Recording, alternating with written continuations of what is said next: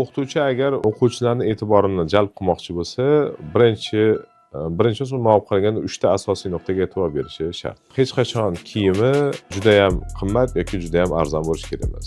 Guruhda u o'rta ko'rinishda bo'lishi kerak. Sabab kiyimiga yoki mol-mulkiga e'tibor bergan bolalar gapiga e'tibor bermay qo'yadi. Kimgadir shu narsa qiziq bo'lsa, qiyin.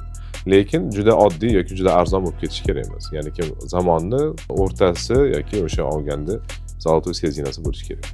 Ikkinchi qilish kerak bo'lgan narsasi bu so'zlagan paytda gaplarni dona-dona bo'lishi va ularni bitta ma'no, yaxlit ma'no ko'rinishda bo'lishi.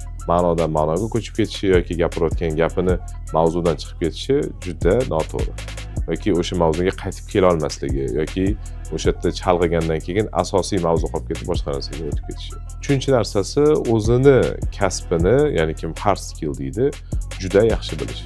Ya'ni kim o'zini sohasi bo'yicha shu kirgandan keyin shu mavzuni yoritib berishga pedagogik mahorati ham, uni mavzuni asli mohiyatan nimaga kerakligini ham tushuntirib bera olishi, shu auditoriyada o'tirgan odam asosiy o'qishga kelgan bo'lgan, masalan, ma'lum bir foizli odamlarni u bilan birga do'st bo'lishga olib keladi. Bu degani unga xalaqit beradigan odamlar soni reski kamayadi.